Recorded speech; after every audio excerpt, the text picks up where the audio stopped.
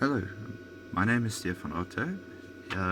If you don't know me or so, well, welcome new friend.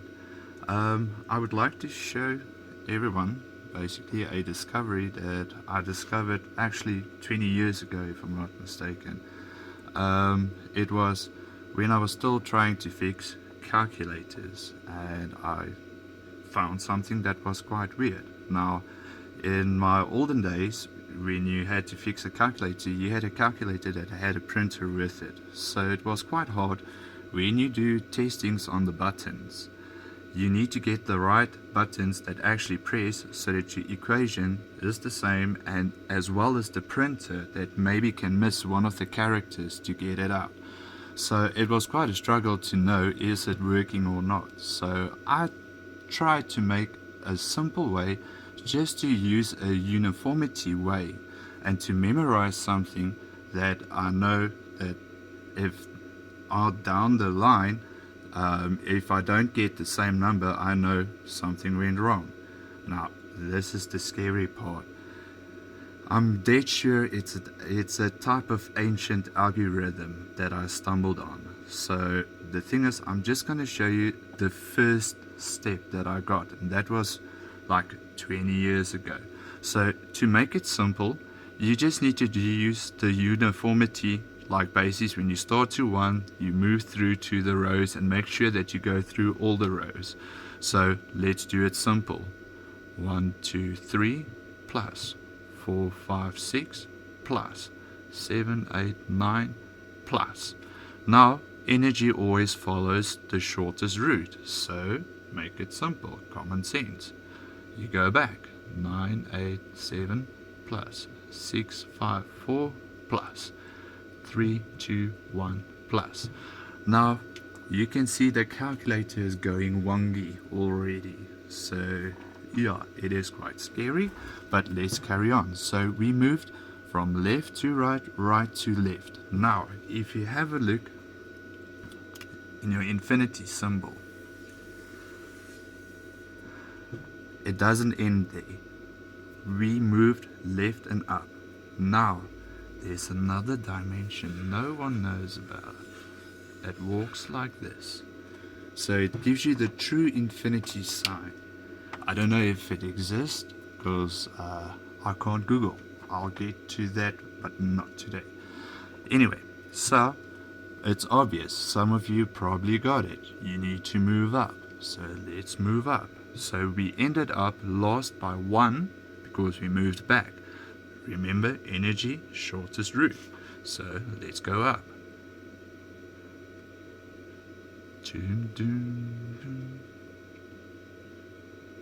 And what goes up must go down.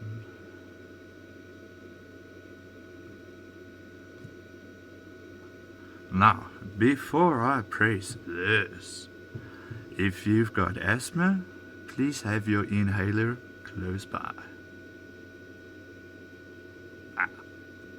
Boom.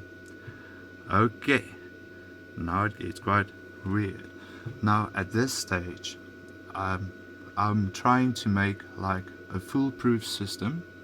Actually, I'm not going to tell much about it, but it's a safety system that automatically this algorithm has got built into.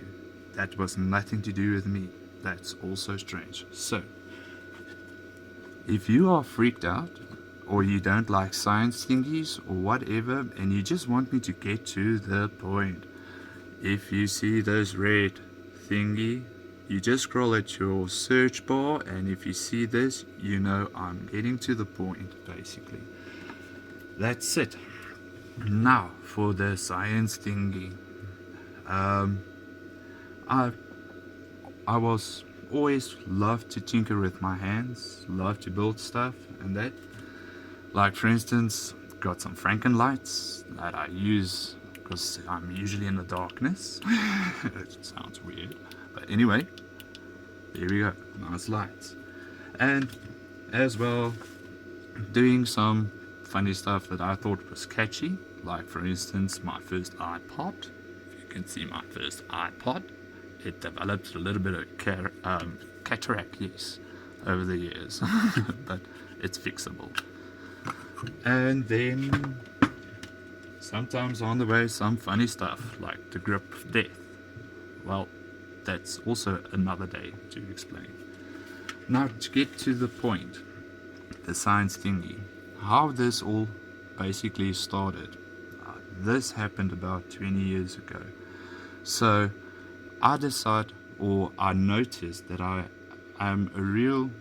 got a thing for quantum physics, science and that. Now I was, or had never had any maths on school or anything, yeah. So it was basically like me reinventing the wheel. So actually, like I told you about the full safe the safety mechanism that itself, because I don't have any background in any physics or anything like that, you have to start from over, like 1 + 1 is 2, start over. It gets encrypted. Now, I'll get back to this. I'm getting goosebumps. Okay, leave that alone. But anyway, so yeah, okay, a shocker. But anyway, let's go on. So the first thing that I'm trying to do is I used common sense. So what I did was I tried to think on, because my first or the thing that I tried to do was free energy. So I tried to imagine myself free energy on what shape should it be. So it should be a perfect shape. So if you can think, what's a perfect shape? Yes, you got it. A normal sphere is the only shape that's perfect in any way and sign that you can show it. Now, if you take the perfect shape and you give it the perfect power or unlimited power, what's gonna happen? So I used common sense. It's gonna try to move, but it can't move. There's no time because it's perfect energy. So what happened is duplications, more duplications till you get this. There's no end, no beginning in any side. So I tried to think, how can you do if you got this perfect energy, what can you do, or how can you actually measure this? So it was quite easy. Boom. If you can imagine the perfect shape, I'll do better models next time. This wasn't a rush. But anyway, so if you take that first energy and you make sure that it is connected with the others, and basically what you do is you cut just this piece. Now if you notice, it looks like this, the same as your calculator. Okay, now we carry on. Now you get this shape. Now if you're thinking space, continuum and all that, this is how I get it. It's basically like bubble wrap that's everywhere. You get it that it folds and folds. Oh, you are so dirty. I was really in a rush. And you fold it and you fold it. Now, it's not exactly in that folds, but it's just to show you it folds. Now, this is basically what I think is one of the big theories or problems that I think are solved, and that's the problems of the primes. Now if you look at the shape, it's a particular shape the prime numbers gave off. Now if you think, I'll fold it up.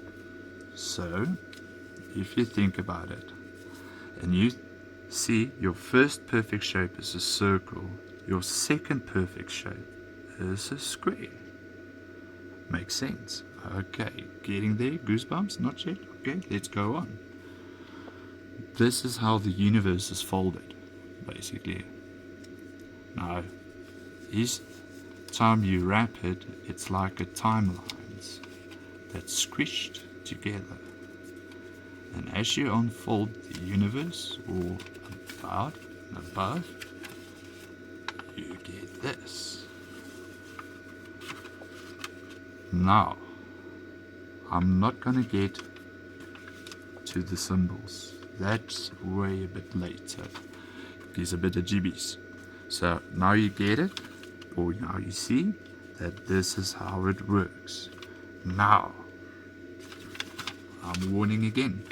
If you feel like uncomfortable or anything like that, bit scared, please move on to the red borders, and just, I would like to see just a yes or a no, or other way around. I'm a bit dyslexic. Okay, next on the agenda basically, or that I can show you, it's the different patrons. Now this that I showed you, it's not the same. You get so many different patrons that walk into this or flow into this type of algorithm. So as the calculator is very easy, doesn't matter what angle you start, as long as you have the continuum. And I think that's also one of the theories. Yeah, that's unsolved, but anyway, if you still got the continuum, it will work out basically. So let's choose number 7. So I'm gonna go let's go left. Right, so still there, minus. You see I'm moving to the bottom just in the sequence. Okay, I stopped at 3, shortest, go back.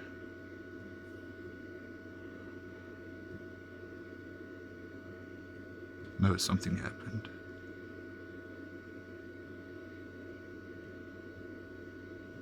And oh, I must mention, this type of patron, it's something hidden. There's a reason why it's hidden. It's a type of patron that's deleted out of us basically, or we don't follow it. You'll see if you try to do the algorithm, it feels like your mind doesn't want to go there. Now there's a reason why it was hidden, but like I'll get later to that. So let's just start. Where did I say? 7. Okay, so minus. I didn't start with the minus.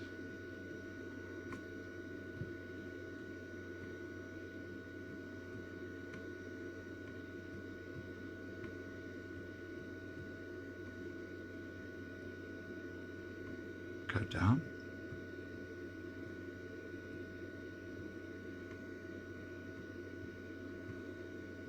Up.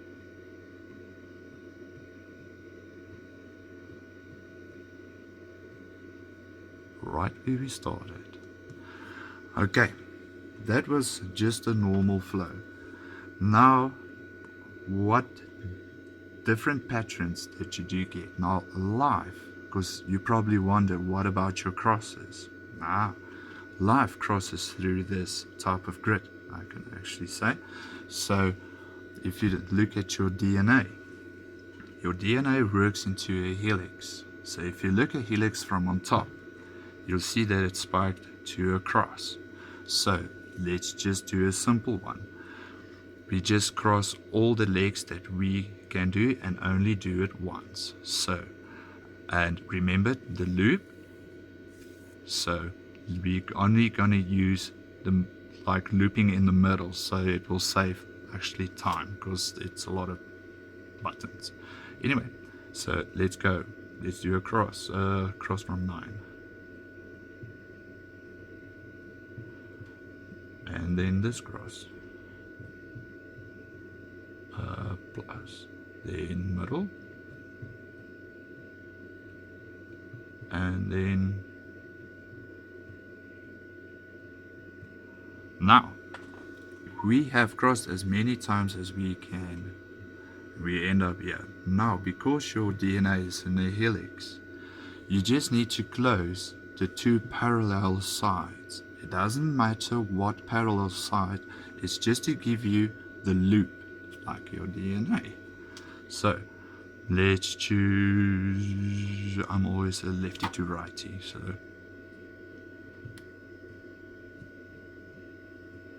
no. Boom. There's it again. So for something, yeah, like I'm getting goosebumps. I can. I'll talk to that later as well. Now, the other one is time. How your time basically works. And that's the reason why you'll never find the 666 in time. So, let's just play this one. We'll just spin it basically. And at the angle of it, like this is forward, we'll cross it through. Now, pay attention to the number 5. That's where the center is basically. So we put a center, we put a spin, that gives it time. So you can see moving that. So let's do this. There we go. No. I think I double tapped. That's why I never like working with this type of screens. It always gives you a double tap or so. Okay. Minus.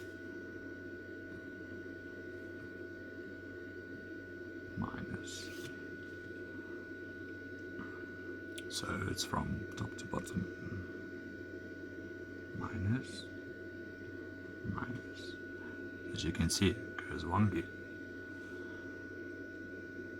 Oh, again. There we go. Spin you again. Yeah.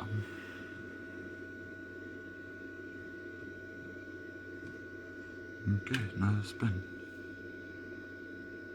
Again. Wait. No.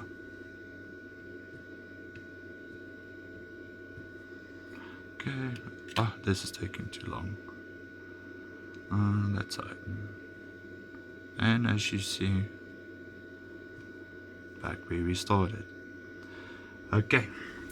Now, the things I found out on this algorithm, each day it got weirder and more stuff revealed. I did all this in secret. No one knows about it till now. I cannot keep this secret anymore. Reason being is, it hinders me actually. So just by telling you guys, it makes me feel better.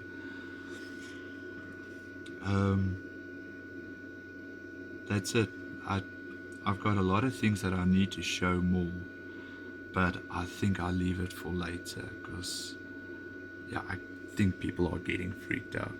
So the last thing that I need to tell you guys is, I know in the darkest hour, even the smallest light will shine its brightest, and I believe in that light everyone can see, and hopefully it's today.